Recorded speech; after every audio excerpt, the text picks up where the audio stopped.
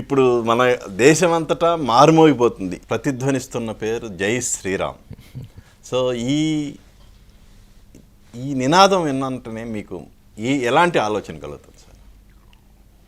నాకేంటండి, ఎవరికన్నా సరే భారతదేశంలో పుట్టిన ప్రతి హిందువుకి ఆ రాముడు అంటే ఆరాధ్య దైవం అండి. చిన్నప్పటి చుగ్గుపాలతో మనకి రంగరించి పోశారు.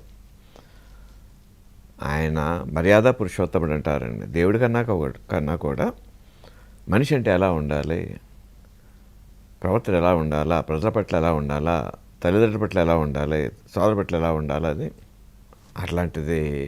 ఆయన పేరు, ఆయన జన్మస్థానంలో కట్టిన గుడిని 500 సంవత్సరాల క్రితం ఆ బాబర్ అనేవాడు మూర్ఖుడు దాన్ని నాశనం చేస్తే, బాబర్ కాదండి, బాబర్ అనుయాయుడు. ఆ తర్వాత మళ్ళీ ఆ గుడి కట్టుకోవాలి, చిరకాల స్వప్నం పూర్తవుతుందంటే మాటల్లో వర్ణించలేనటువంటి అనుభూతి అండి అది.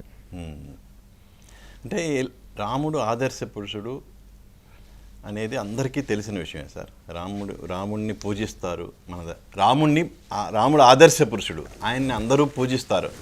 కానీ ఆయన బాలరాముడి విగ్రహానికి ప్రాణప్రతిష్ఠ జరుగుతున్న నేపథ్యంలో ఆ అయోధ్య రామ మందిరం చుట్టూ రాజకీయాలు చోటు చేసుకోవటం మీద మీ ఉద్దేశం ఏంటి? దురదృష్టం అండి అది, నిజంగా దురదృష్టం. జాతి, కులం, మత వివక్షత లేకుండా అందరూ దాంట్లో పార్టిసిపేట్ చేయాలండి. 100% మీరు చెప్పింది కరెక్ట్. దురదృష్టం అవుతారండి అది. అంటే పర్టికులర్గా అండి, ఇప్పుడు దీని వెనక చాలా చరిత్ర ఉంది. 500 సంవత్సరాల చరిత్ర ఉంది. ఈ 500 సంవత్సరాలుగా ఈ రామ మందిరం కోసం పోరాటం జరుగుతూనే ఉంది. అవునండి. మోడీ ప్రధాని అయిన తర్వాత దీనికి ఒక సొల్యూషన్ సుప్రీంకోర్టు ద్వారా దొరికింది. అవునండి. సో అయినా కూడా ఇప్పుడు మోడీ చేతుల మీదుగా ఈ విగ్రహం ప్రారంభించబడటం మీద కూడా విమర్శలు వెల్లువెత్తున్నాయి. మీరేమంటారు? నేను ఆర్కే లక్ష్మణ్ గారిది ఒక కార్టూన్ చూశానండి సార్. ఆ కార్టూన్ ఏంటంటే ఫ్యాక్టరీ యాజమాన్యం అండి. ఆ యాజమాన్య ఆఫీస్లోంచి ట్రేడ్ యూనియన్ ఆయన ఒక ఆయన బయటకు వచ్చారు, చాలా ఆనందంగా వచ్చి. మిగతా వర్కర్స్ అందరూ ఉన్నారు. యాజమాన్యాన్ని మెడలు వంచేసాము, మన స్ట్రైక్ తట్టుకోలేకపోయారు, ఇంతకు మన డిమాండ్లు ఏంటి అని అడిగాడండి. మన స్ట్రైక్ చేసి యాజమాన్యాన్ని మెడలు వంచేసాం, ఇంతకు మన డిమాండ్లు ఏంటి అని అడిగాడండి. ఓకే.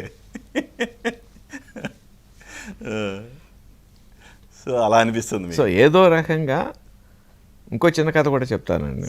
నా చిన్నప్పుడు తోడేలు గొర్రెపిల్ల కథ వినే ఉంటారు మనం. ఒక గొర్రెపిల్ల కొండబాగులో నీళ్ళు తాగుతుంది. తోడేలు వచ్చింది. తోడేలకు చూసి, ఏమే నీ ఎంగిలి నీళ్ళు ఏం తాగాలా అంది దాన్ని. లేదు తోడేలా, నువ్వు తాగుతుంటే ఆ నీళ్ళే నాకు వస్తున్నాయి అందండి. నువ్వు నన్ను తిట్టేవు అందండి. ఎప్పుడు అందండి గొర్రెపిల్ల. కింద సంవత్సరం నన్ను తిట్టేవు అందండి. నేను పుట్టి 6 మాసాలు అయ్యింది, ఎలా తిడతానందండి. అయినా సరే నేను చంపేసిందండి. మోడీ గారి మీద రంధ్రాన్వేషణ చేయాలి, ఎంత గొడవ పెట్టుకోవాలనుకుని చెప్పి చేసేదే తప్పిదంతా కూడా. చాలా దురదృష్టం అండి ఇది.